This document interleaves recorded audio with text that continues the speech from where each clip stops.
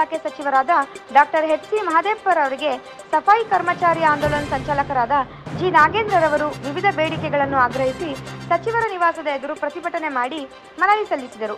Manual scavengers act 2013ರ ಅನ್ವಯ 7ನೇ ರಾಜ್ಯ ಮೇಲ್ವಿಚಾರಣಾ ಸಮಿತಿಯ ಸಭೆಯನ್ನು ಈಗಾಗಲೇ 3 ಬಾರಿ ನಿಗದಿಪಡಿಸಿದ್ದು, ಸಭೆಯನ್ನು 1 ಬಾರಿ ಹಿಂದೂಡಿದ್ದು, ನಡೆಯಬೇಕಾಗಿದ್ದ ಸಭೆಯನ್ನು 2 ಬಾರಿ ರದ್ದುಗೊಳಿಸಿದೆ. ಜೈ ಭೀಮ್, ಜೈ ಜೈ ಭೀಮ್ ಸರ್.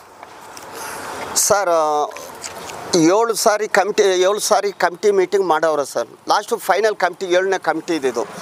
ಹೋದ ಸಾರಿ 31ನೇ ತಾರೀಕು ಕಮಿಟಿ ಮೀಟಿಂಗ್ ಮಾಡ್ತೀವಿ ಅಂತ ಎಚ್. ಮಹದೇವಪ್ಪ ಇದರಲ್ಲೇ ಮಾಡಬೇಕು ಅಂತ ಆದೇಶ ಮಾಡಿದ್ರು ಸರ್. ಕೊಟ್ಟಿದ್ರು ಡೇಟ್ ಕೂಡ. ಆ ಡೇಟು ಮತ್ತೆ ಹಿಂದಕ್ಕೆ ಹಾಕಿ 30ನೇ ತಾರೀಕು ಹಾಕಿದ್ರು ಸರ್. ಸರಿ 30ಕ್ಕಾದರೂ ಮಾಡ್ತಾರಲ್ಲ ಅಂತ ಹೇಳಿ ಮತ್ತೆ 30ಕ್ಕೆ ನೋಡಿದ್ರೆ 8ನೇ ತಾರೀಕು ಹಾಕಿದರು. 3 ಸಾರಿ ಹಾಕಿದರು ಸರ್. ಇದು ಸುಪ್ರೀಂ ಕೋರ್ಟು 324ನೇದು ಸೆಕ್ಷನ್ ಸರ್. ಇದು ಸೆಕ್ಷನ್ 26 ಇದು ಸುಪ್ರೀಂ ಕೋರ್ಟ್ದು. ಕಾನೂನುಬದ್ಧವಾಗಿ ಮ್ಯಾನ್ಯುಯಲ್ ಸ್ಕ್ಯಾವೆಂಜರ್ ಸರಿಸಮಾನವಾಗಿ ಸೌಲಭ್ಯಗಳು ಸರಿಸಮಾನವಾಗಿ ಕೊಡಬೇಕು. ನಾನು 21 ವರ್ಷದಿಂದ ಹೋರಾಟ ಮಾಡ್ಕೊಂಡು ಬಂದು 12 ವರ್ಷ ಹೋರಾಟ ಮಾಡಿರೋದು. 12 ವರ್ಷದಲ್ಲಿ ಎಲ್ಲ ರಾಜಕೀಯ ವ್ಯಕ್ತಿಗಳು, ಕಾಂಗ್ರೆಸ್ ಆಗಲಿ, JDS ಆಗಲಿ, BJPನಾಗಲಿ ಎಲ್ಲರೂ ಕೆಲಸಗಳು ಮಾಡ್ತಾ ಇದ್ದಾರೆ. ಆದರೆ ಈ ಕಾಂಗ್ರೆಸ್ ಸರ್ಕಾರ ಬಂದು 1.25 ವರ್ಷ 1.5 ವರ್ಷ ಒಳಗಡೆ ಆಯಿತು ಅಲ್ವಾ.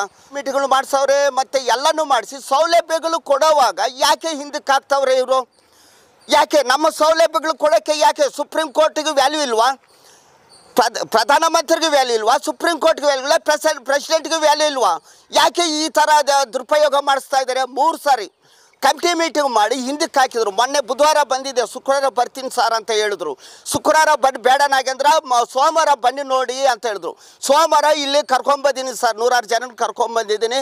ದಯವಿಟ್ಟು ನಮಗೆ ಕಾನೂನುಬದ್ಧವಾಗಿ ಸರಿಸಮಾನವಾಗಿ ಸೌಲಭ್ಯಗಳು ಸರಿಸಮಾನವಾಗಿ ಕೊಡಬೇಕು ಅಂತ ನಾವು ಕೇಳ್ತಾ ಇದ್ದೀವಿ ಸರ್. ಯಾಕಂದರೆ 70% ಆದೇಶ ಆಗಿದೆ, ನಮಗೆ ಕೊಡ್ತೀನಿ ಅಂತ ಹೇಳಿ ಆದೇಶನೂ ಆಗಿದೆ. ಎಲ್ಲ ರಿಪೋರ್ಟ್ ಎಲ್ಲ ರೆಡಿ ಮಾಡಿ ಇಟ್ಟಿದ್ದಾರೆ, ಎಲ್ಲನೂ ಆಗಿದೆ. ಆದರೆ ಇದು ಕಮಿಟಿಯಲ್ಲಿ ನಮಗೆ ತೀರ್ಮಾನ ಮಾಡಿಸ್ಕೊಡ್ಬೇಕು ಸರಿಸಮಾನವಾಗಿ. ನಮ್ಗೆ ಸ್ಟೇಟ್ ಗೌರ್ಮೆಂಟದು ಬೇಕು, ಸೆಂಟ್ರಲ್ ಗೌರ್ಮೆಂಟು ಬೇಕು. ನಾನು ಕೇಳ್ತಾ ಇರೋದೇನು ಗೊತ್ತಾ, ನಮಗೆ ಸ್ಟೇಟ್ ಗೌರ್ಮೆಂಟಲ್ಲಿ ನೀವು ಕಮಿಟಿ ಮಾಡಿಸ್ಕೊಟ್ಬಿಡಿ. ನೀವು ಏನೇನು ಕೊಡ್ತೀರೋ ನಮಗೆ ಕಮಿಟಿ ಮಾಡಿಸ್ಕೊಟ್ಬಿಡಿ. ಇಲ್ಲಿಗೆ ಹೋಗ್ಬಿಟ್ಟು ಜಂತರ್ ಮಂತರ್ ಹತ್ರ ಹೋಗ್ಬಿಟ್ಟು ನಮ್ಮ ಸೌಲಭ್ಯಗಳು ತೊಗೊಬರೋ ಶಕ್ತಿ ಕೂಡ ನಮ್ಮ ಹತ್ರ ಇದೆ ಸರ್. ದಯವಿಟ್ಟು ಹೇಳ್ತಾ ಇದ್ದೀನಿ, ಮುಂದಿನ ದಿನದಲ್ಲಿ ನಮಗೆ ಯಾವ ಡೇಟ್ ಹಾಕ್ತಿರೋ ಆ ಡೇಟ್ಗೆ ಹಾಕ್ಬಿಟ್ಟು ನಮ್ಮ ಸರಿಸಮಾನವಾಗಿ ಕಮಿಟಿ ಮೀಟಿಂಗ್ಗಳು ತೀರ್ಮಾನ ಮಾಡಿಸು. ಇಲ್ಲದಿದ್ದರೆ ವಿಧಾನಸೌಧ ಗೇಟು ಮುಂದ್ಗಡೆ ನಮ್ಮ ಶವಗಳು ನೋಡಬೇಕಾಗುತ್ತೆ ಅಂತ ನಾನು ಈ ಮೂಲವಾಗಿ ತಿಳಿಸ್ತಾ ಇದ್ದೀನಿ ಸರ್.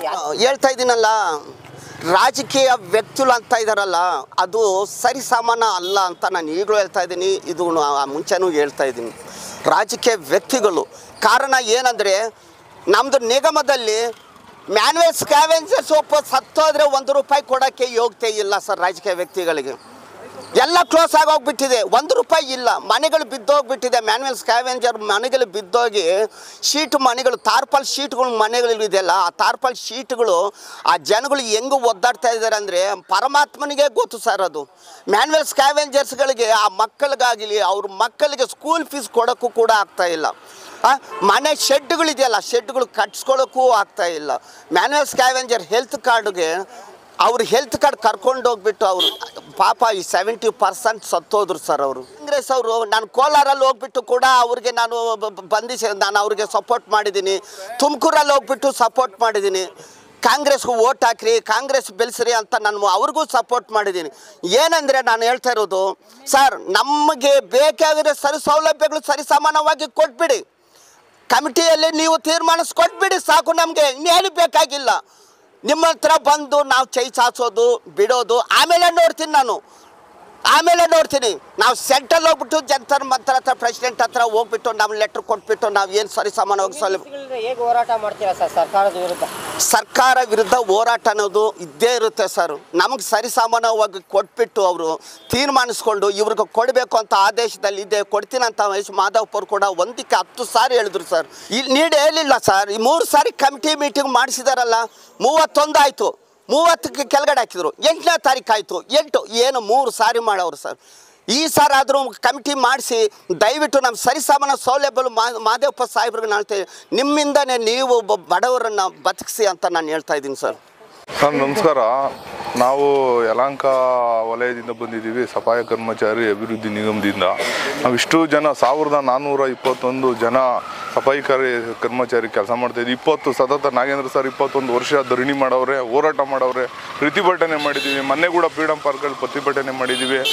ಎಚ್ ಮಾದೇವಪ್ಪನವ್ರಿಗೆ ಮನವಿ ಕೊಟ್ಟಿದ್ದೀವಿ, ಸುಮಾರು ಸಾರಿ ಮನವಿ ಕೊಟ್ಟಿದ್ದೀವಿ ಸರ್. ಯಾವುದೇ ಒಂದು ಪ್ರಯೋಜನ ನಮಗೆ ಯಾವುದೋ ಒಂದು ಸೌಲಭ್ಯ ಸಿಕ್ಕಿಲ್ಲ. 20 ಬೇಡಿಕೆ ಇಟ್ಟಿದ್ವಿ, 20 ಬೇಡಿಕೆಯಲ್ಲಿ ಯಾವುದೋ ಒಂದು ಸೌಲಭ್ಯ ಸಿಕ್ಕಿಲ್ಲ, ಯಾವ ಬೇಡಿಕೆ ಈಡೇರಿಸ್ಕೊಟ್ಟಿಲ್ಲ. 30ನೇ ತಾರೀಕು ಒಂದು ಕಮಿಟಿ ಮಾಡ್ತೀವಿ ಅಂತ ಹೇಳಿದ್ರು, ಅದು ಮಾಡಿಲ್ಲ. 8ನೇ ತಾರೀಕು ಮಾಡ್ತೀವಿ ಅಂದರು, ಅದು ಮಾಡಿಲ್ಲ. ಸುಮಾರು ಹಿಂಗೆ ತಳ್ಕೊಂಡು ಮುಂದೆ ಹಾಕೊಂಡು ಬರ್ತಾ ಇದ್ದಾರೆ. ಸತತವಾಗಿ 10 ವರ್ಷ ನಾವು ಬೀಗಲಾಗ 10 ವರ್ಷ ಹೋರಾಟ ಮಾಡಿದ್ದೀವಿ, ಯಾವುದೇ ಒಂದು ಪ್ರಯೋಜನ ಆಗಿಲ್ಲ ಸರ್. ನೇರವಾಗಿ ಸರ್ಕಾರಕ್ಕೆ ಒತ್ತಾಯ ಮಾಡೋದು ಇಷ್ಟೇ ಸರ್. ನಮ್ಮ ಸಫಾಯಿ ಕರ್ಮಚಾರಿ ಅಭಿವೃದ್ಧಿ ನಿಗಮದ ಹಣ ದುರ್ಬಳಕೆ ಆಗ್ತಾ ಇದೆ ಸರ್. ಸುಮಾರು ಕೋಟಿ ಸಾವಿರಾರು ಕೋಟಿ ಕೊಳ್ಳೆ ಹೊಡಿತಾ ಇದ್ದಾರೆ. ಸರ್ಕಾರ ಕೊಳ್ಳೆ ಹೊಡಿತಾ ಇದೆ. ಯಾವುದೇ ಸರ್ಕಾರ ಬಂದರೂ ಇದೇ ಕೆಲಸ ಮಾಡ್ತಾ ಇದ್ದಾರೆ. BJP ಸರ್ಕಾರ ಆಗಲಿ, ಕಾಂಗ್ರೆಸ್ ಆಗಲಿ, JDS ಆಗಲಿ, ಯಾರು ನಮಗೆ ಮುಂದೆ ಬಂದು ನೀವು ಇಂಥ ನೀಚ ಕೆಲಸ ಮಾಡ್ತಾ ಇದ್ದೀರಾ, ನಿಮ್ಮನ್ನ ಮೇಲೆ ತರಬೇಕು ಅನ್ನೋ ನಮ್ಮ ಮಕ್ಕಳು, ಬಡ ಮಕ್ಕಳು ಸರ್, ಆ ಮಕ್ಕಳು ಕೂಡ ಇವತ್ತು ಅದೇ ಕೆಲಸಕ್ಕೆ ಇಳಿದಿದ್ದಾರೆ. ಏನು ಉದ್ದೇಶ ಇಲ್ಲ ಸ್ವಾಮಿ, ಇದು ಕಾರ್ಡ್ ಕೊಟ್ಟು 12 ವರ್ಷ ಆಯಿತು, ಏನೂ ಮಾಡಿಲ್ಲ. ಬೀದಿನಲ್ಲಿ ಇದ್ದೀವಿ, ಫುಟ್ಪಾತ್ ಮೇಲೆ ಆ ಥರ ಇದ್ದೀವಿ. ಏನನ್ನ ಸಹಾಯ ಮಾಡೋಕ್ಕೆ ಹೇಳ್ತಾ ಇದ್ದೀವಿ.